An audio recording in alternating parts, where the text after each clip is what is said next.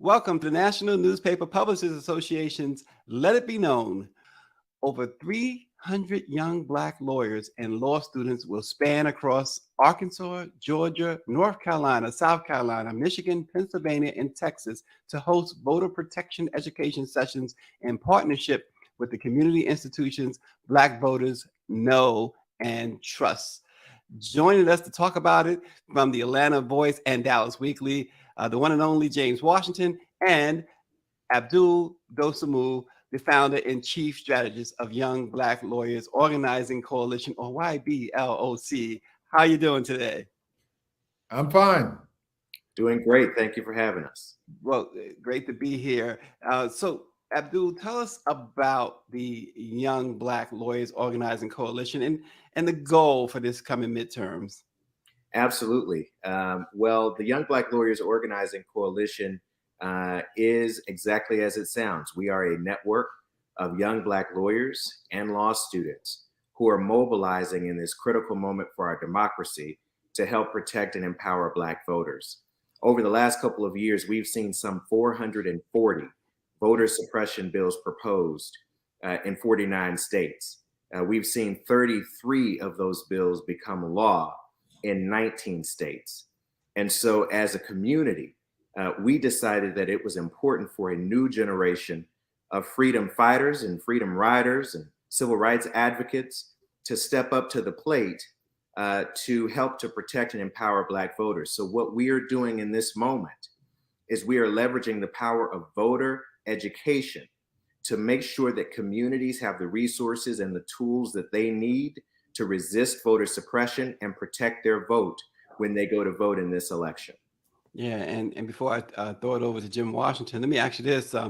Your organization is certainly an example of how young people are participating in the democratic process.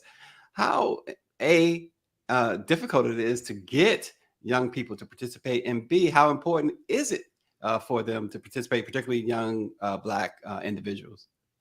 Absolutely. Well, it's critical. You know, we have a member who says that if you're not at the table, you're probably on the menu, right? and it's critical that our generation is at the table. Look, we're talking about issues like criminal justice reform, economic justice. We're talking about police community relations. We're talking about educational equity. All of these are issues that impact young Black people, right?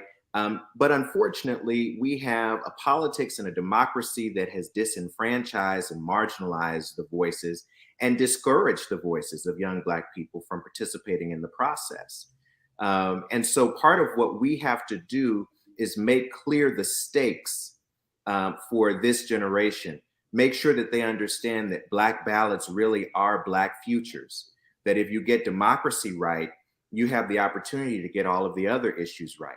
But if democracy is not protected, if our democracy is not inclusive, then the policy landscape of our country will not be inclusive. And so that's the message that we really drive to young people of color, young Black people in particular.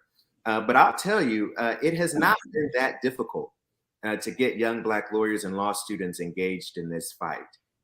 As soon as we sort of make clear what this issue is all about, what our communities are facing, it's really not been difficult to mobilize. And we've done everything in our power to make it easy for people to mobilize. So just this past weekend in Atlanta, for instance, we fully funded some 24 Black law students from NYU School of Law to be able to travel to Atlanta, again, reminiscent of those freedom rides, to host voter protection education sessions all across the metro area. We were in churches, we canvassed, we knocked doors, really doing everything that we could to get the word out to Black communities about how critical this election is. and how important it is that they take steps to protect their vote. And we're going to be doing the same thing next weekend in Raleigh-Durham, North Carolina, in Black communities across that metro area, and then the following weekend in Dallas, Texas. Yeah, and Jim, he mentioned democracy in peril. This democracy certainly, I think, you have to be a little optimistic to even call it in peril nowadays. It seems like it's just as dead as ever before. But I'll throw it to you.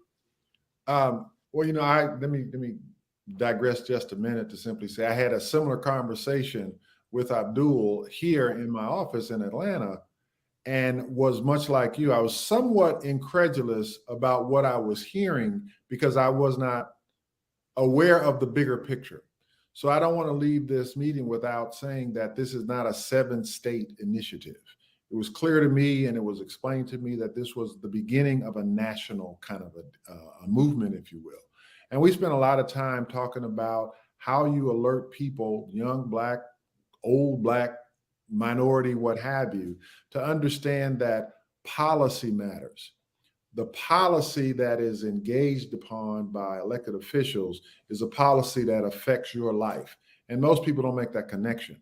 The fact that this was a group of lawyers and law students was appealing to me enough for me to call and say, you have to engage the Black press. That was the original intent for him to come here and talk about what he was doing here as we represent and are a representative of the Black press. I immediately thought about you guys to say, wait a minute, there's an association out here that can carry the message.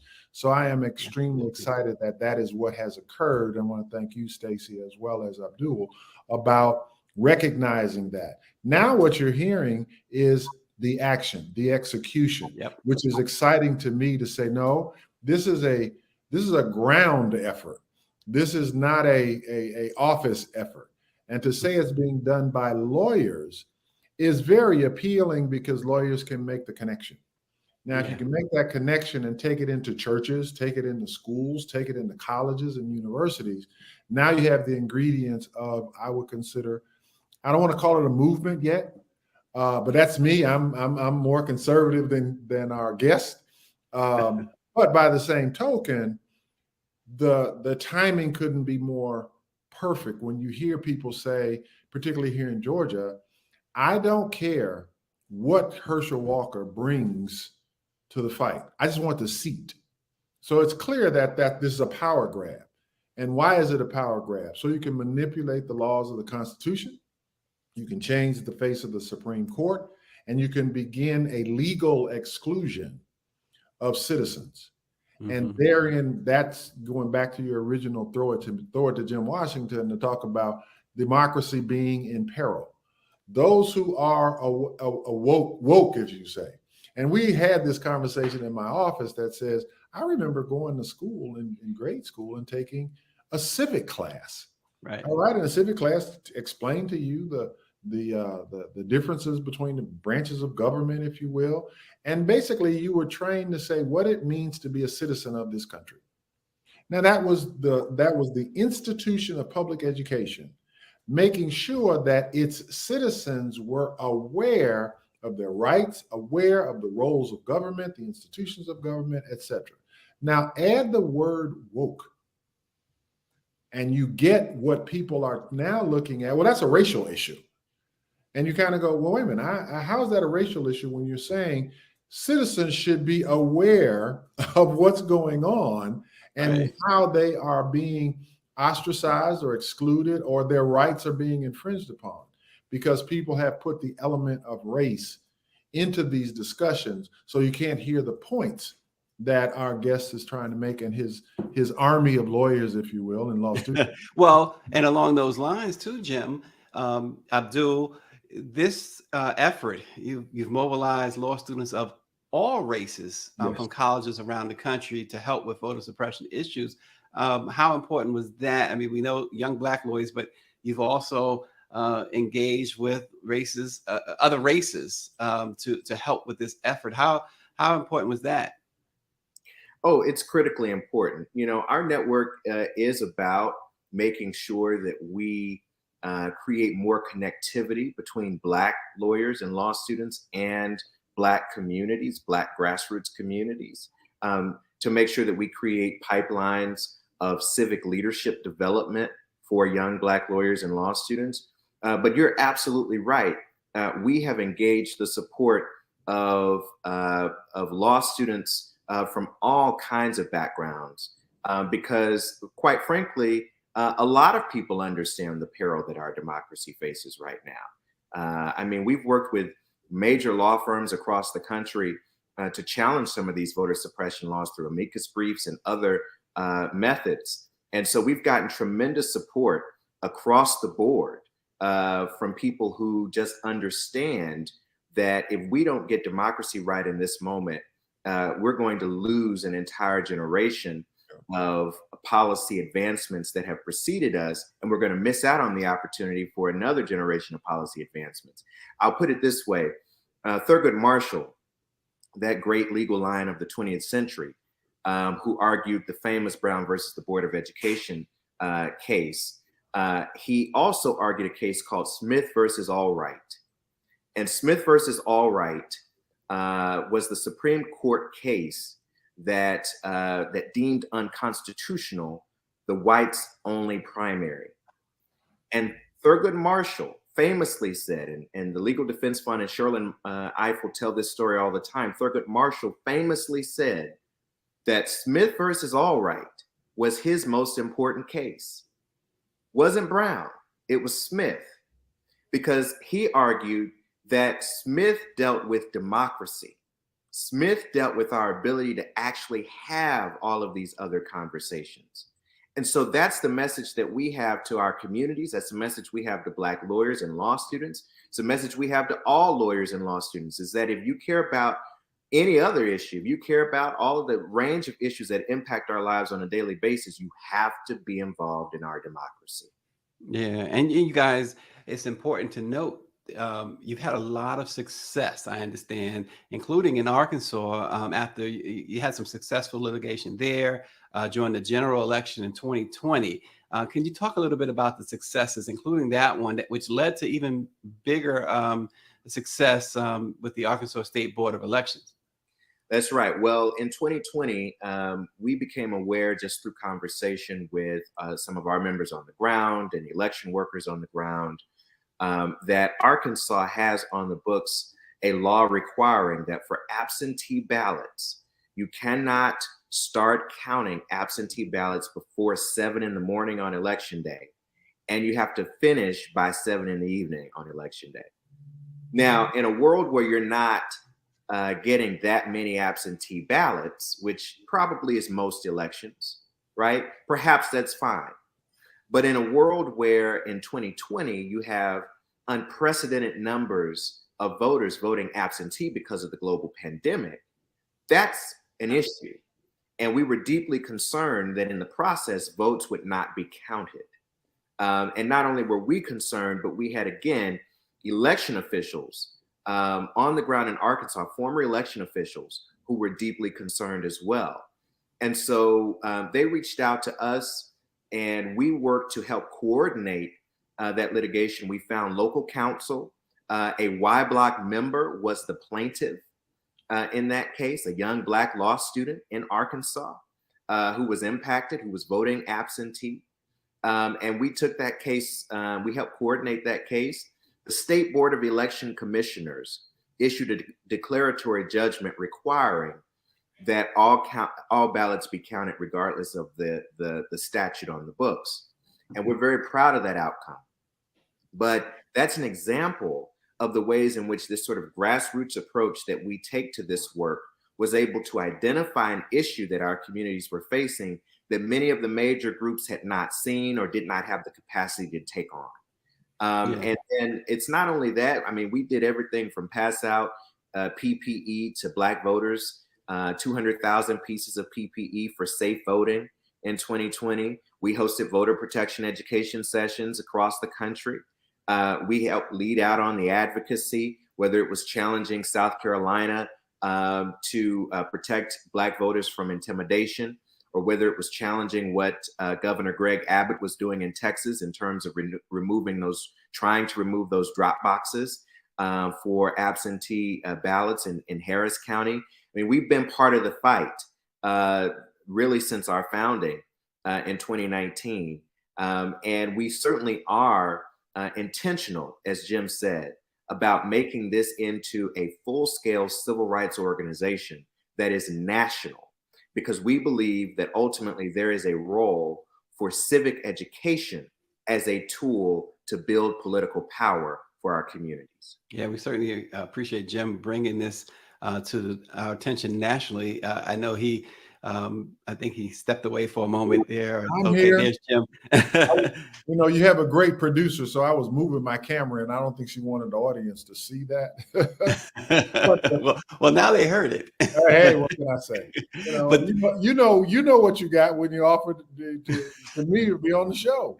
All right, but I think there's a point here that should not be overlooked, and that is everything that is being said and everything that has been said about this activity is coming from what I'm going to call a new organization, which makes a statement about old organizations. absolutely. Old organizations are not willing to accept the energy, the intelligence, the intellectual capital, if you will, of a group like this. Then the reality of starting a new group, starting a new effort, starting a new initiative, if you will, is of and by itself motivation for others. Because some of our organizations are old, staid, set in their ways, if you will, and don't realize the tried and true method that they had yesterday does not necessarily apply to the conditions of today. So the fact that this is a group of young lawyers and young law students gives it another initiative. I find it interesting that Abdul quoted Thurgood Marshall. Well, Right. he didn't quote Supreme Court old school Thurgood Marshall. He quoted the lion who was in the streets battling and planning and going up against the struggle, if you will. And that's what we heard. So there's a disconnect between those who would be in that position today. I'm going to say young because I'm old, and those who are in those positions or were in those positions, but are not necessarily. I'm going to chalk it up to energy. And I'm going to say it this way, and I hope I don't offend anyone. But if you have arrived at any station in life, you struggled to get there. If you look like me, all right, you fought, you were in the trenches, you had the battles, etc. Now you get to a certain age, and you know exactly how much work has to go into a new effort, and that just may not be you today. Right. So you have to be welcoming to the energy that we're hearing today. And I thought this would be an excellent beginning of utilizing a kindred spirit in the Black press. All right. Well, absolutely. You have to carry. Yeah, and absolutely. And to that end, Abdul, Jim talked about the quote unquote old organizations. Have you in the past approached? I mean, I know you were an Obama administration appointee, so I'm sure you've come across many folks, whether it's the NAACP, Urban League, or etc. When you have approached, and you don't have to say who it is, but when you have approached the so-called old guard, when you see young ones approach the so-called old guard, what's been the response? Has it been similar or a lot like what James is describing? You know, to be honest with you, it's been a lot like James is describing. You know, look, what I will say just to begin is that, you know, we work with a number of these groups. We partner, we're part of coalitions. And I have friends probably in all of these organizations on some level.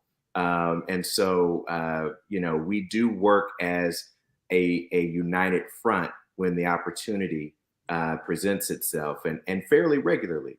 But what I will also say is that there are some competitive energies that reveal themselves often. And competitive energies, though the mission or the goal ostensibly is the same, right? That's right. That's right. Absolutely. Absolutely. The same mission, the same goal, but a sense that, well, our group must be the one to lead, Right. or our group must be the one to claim the credit, or our group must be the one to get the philanthropy dollars. And aren't we past, I'm sorry, but aren't we past the stage when Jim talked about it in the beginning about democracy, and we talked about it being in peril or just dying, outright dying? Aren't we past the stage where someone needs to take credit if you're going to turn things around? You know what? I would hope that we are. I would hope that we are. I am reading right now because I'm in this work, and I'm trying to make sure that I'm grounding everything that I do in an historical legacy and an historical understanding. So I'm reading quite a bit of works right now on King and SCLC and SNCC. And the reality is that this is a long running theme. This is a long running theme of civil rights organizations. I'm reading about NAACP being threatened by SCLC, then SCLC being threatened by SNCC, then SNCC being threatened by forces within SNCC. And it is a reality that goes back forever. And it still plagues the movement today, to be honest with you. And there isn't, frankly, enough inclusive welcoming of new energies, new excitement, new ideas, new planning, in a way that understands this is not about competition. This is about community. But I think we also have to understand that there are there are human reasons for that, but then there are also systemic reasons for that, right? Because we operate in a nonprofit philanthropy complex, frankly, that creates the incentive for that competition, that induces that competition. And so if we're going to have this conversation, it has to be a larger conversation than just what the groups are doing themselves. It has to also take into account how movements are funded, who's funding those movements, right, and what the incentive structures are within those movements. Yeah, back in 1985, Quincy Jones, the famous music producer and composer, got just about every superstar in the world together to do the song "We Are the World," benefit African famine relief, and famous line as they all walked in, from Bruce Springsteen to Michael Jackson to Lionel Richie, check your egos at the door. That's how right. Does the Young Black Lawyers Organizing Coalition, how do you handle that? What's the message that you've given, or have you had to give that message to those in your organization? Well, my message all the time, and I've had to remind folks of this in recent days, to be honest with you, is that all that matters to me is that the work is happening and the impact the communities are served. Mm-hmm. And when you center that piece, that's how you, I think, avoid some of the pitfalls of the egos clashing and people wanting to take credit. We've got to make sure that the communities themselves are centered. That's why most of our work takes place not in an office, as Jim said, but on the streets, on the ground, in communities, actually talking to voters.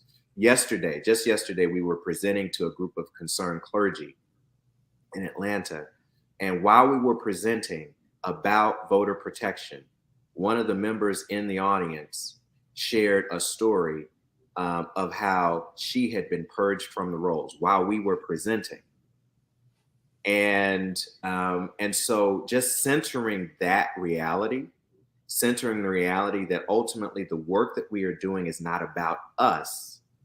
It's about the communities. It's about the people that we are impacting, is how we steer clear of the drama and the politics that often impacts our organizations. And look, I'm not going to say that that we have it all figured out, because I think every new group thinks they've got it figured out. But we certainly are approaching it with an ethos that says, let's center the work and the communities first, and everything else will take care of itself. Yeah, Jim, they've obviously made a lot of gains in Georgia during the runoff election, the all important runoff election a couple of years ago. What, from your perspective and from the Atlanta Voice, what caught the Atlanta Voice's eye, and perhaps even the Dallas Weekly's eye, when it came to this organization, other than the aforementioned? Well, let's talk about the goal.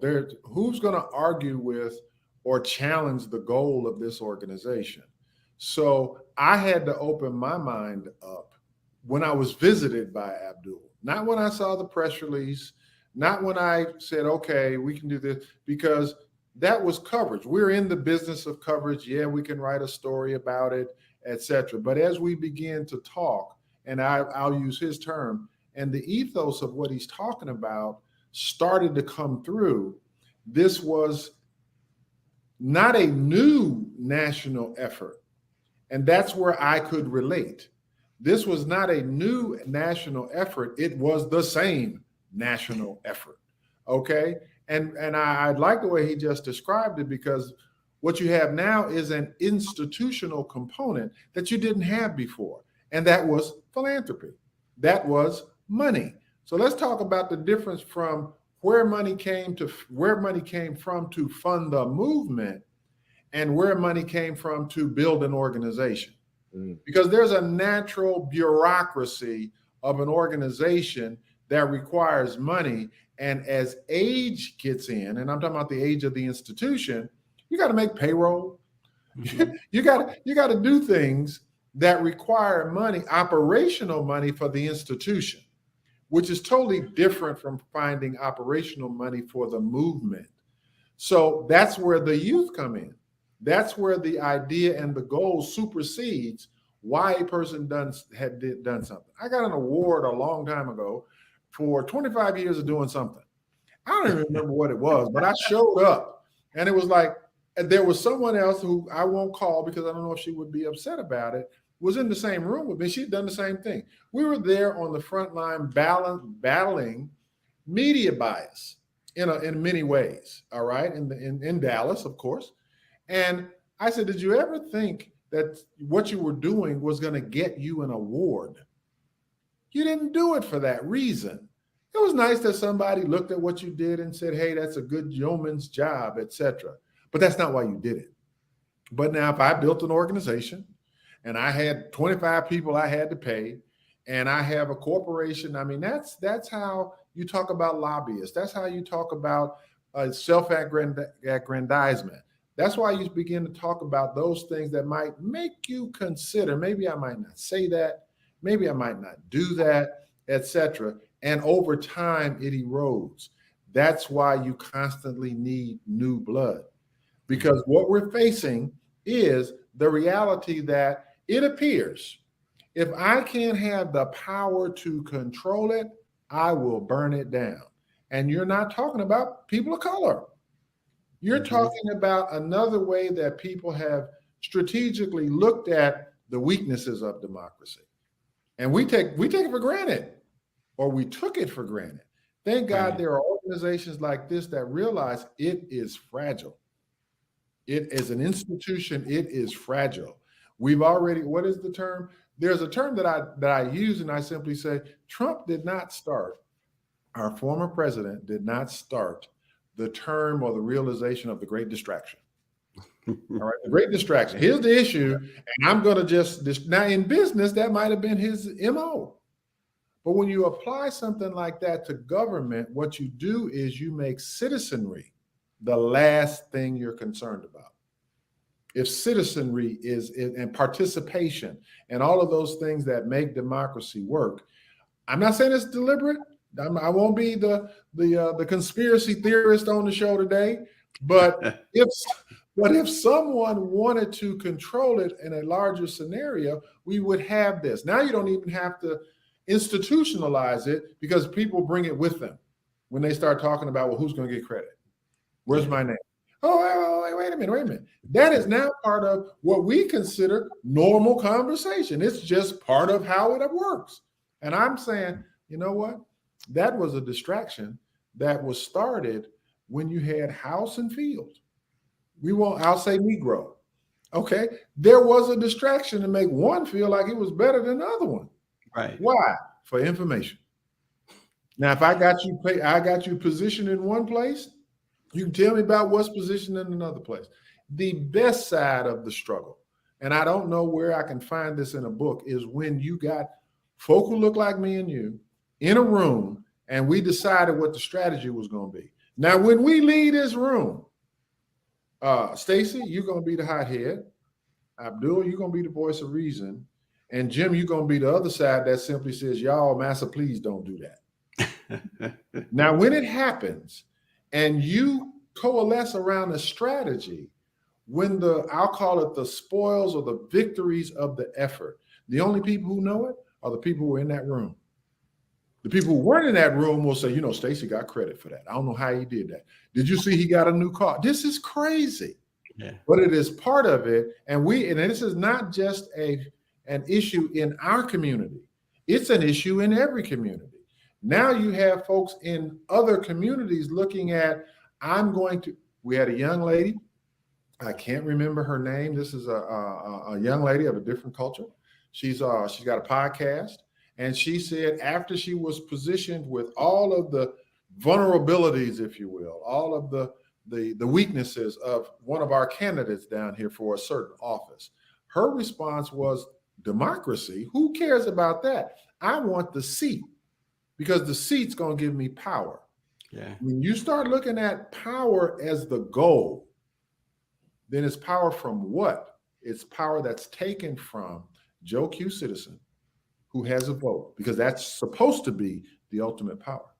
Absolutely. And Abdul, how does people reach out to the Young Black Lawyers Organizing Coalition website and any other means of reaching out to you? Could you provide that information and tell us what you guys are doing ahead of the midterm? Where can we expect to find you?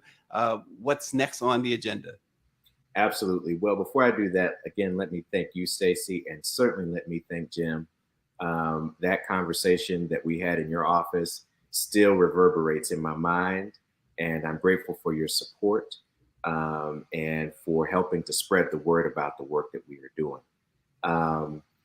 So the next stage for us is we are, as I mentioned this past weekend, 26 students, Black law students in Atlanta. Next weekend, another trip to Raleigh-Durham with Howard's Law School. The weekend after that, a trip to Dallas, Texas with Columbia's Black Students Association. And in between, weekends of action in virtually all of the states I've mentioned. And what does those actions entail? What will be going on? Exactly. So what we'll be doing is very specifically, we will be going to as many Black community institutions as we can get access to. Faith communities, small businesses, barber beauty shops, fraternity sorority chapters, Divine Nine groups. In fact, we're hosting an event this weekend in Texas with the Divine Nine leadership. And our goal is to share with those groups 5 steps that voters can take in each state to protect their vote. So our message is not just go vote, right? We got a lot of people talking about the importance of voting, and that's part of our message, but that's not the entirety of it. We go a step beyond that to say, okay, when you choose to go vote, as we hope you will do, here are the 5 steps you need to take to make sure that your vote is successfully cast and successfully counted. And we customize that by state. So we're going into all of these institutions and we are doing civic education around how voters can protect their right to vote in this election. And we're honored to be partnering with a number of community groups across the 7 states that we'll be working in. And we're going to be doing this work all the way up until Election Day on Tuesday, November 8th. We'll certainly be supporting rapid response election protection. We're part of the National Election Protection Coalition. So we'll be supporting the 866 Our Vote hotline and other rapid response efforts. But the core work that we will be doing last weekend in Georgia, this coming weekend in North Carolina, weekend after that in Texas, and multiple states really on multiple days between now and November 8th is civic education, talking to voters about how to protect their right to vote. So if people are interested in the work that we are doing, if they want to join us, if they are a lawyer, law student, they want to sign up, if they're a community partner and they want to bring us to their community institution, If they are a regular citizen, everyday person who wants to support our efforts, sign up as a volunteer, join our efforts, they can go to our website at yblock.org. They can also follow us on social media at Young BLK Lawyers. Young BLK Lawyers. And if they go to that website or they go to social media, they reach out to us. We have somebody who will reach back out to them and get them plugged in where they can fit in. Wow. So you have the information. There it is. Abdul Dosunmu, founder of the Young Black Lawyers Organizing Coalition. Of course, the one and only Jim Washington. And I know what those 25 years were. It was 25 years of just being Jim Washington. That's why he got the award. Can I make a statement? Absolutely. All right. One of the things that I don't want to overlook, which kind of galvanizes the effort, when you hear somebody talk about we're going to community institutions, that's when I say that there ain't nothing new about that. Don't get me wrong. There ain't nothing new about that effort in terms of where you go. And there was a time when the Black church, the Black schools, and the Black press were considered ours. These are our institutions. And you just heard him say, that's where he goes. Now, undergirding that right now is where you find funding. And that is, if we've got a robust business community and business people, you don't have to worry about where your funds come from. All right. These might not be the people that are going to be on the street tomorrow with you, but they're going to get you out of jail the next day when you get arrested. That's why the institutional support of us by us is so important, because that's why you can read the institutional effort that was always there. It was there when you had House and Field. There was an institution that not only were you supporting, but that you were basically strategically at war with. And so the institution, which is why I think it is so pervasive in the thought process right now, is who would have thought that democracy would be the institution under attack?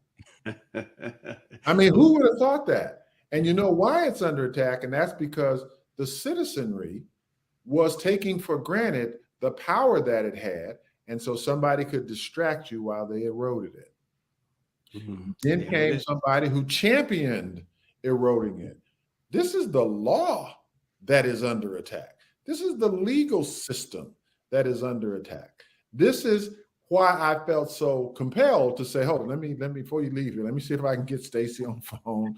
Let me see if I can get somebody else on the phone, because if I'm not in the business to promote this, then I do need to retire. All right. Well, anyway. Jim Washington, we always appreciate you as well. And Abdul Dosunmu, founder of the Young Black Lawyers Organizing Coalition. We certainly appreciate you joining the Black Press of America's Let It Be Known. And before we sign off, we want to say a big congratulations to the president and CEO of the National Newspaper Publishers Association, Dr. Benjamin F. Chavis Jr. He will be receiving the NMPA's 2023 Lifetime Achievement Award in February in St. Thomas at our Midwinter Conference. We'll have much more on that in the days and weeks to come. But thank you so much for joining Let It Be Known.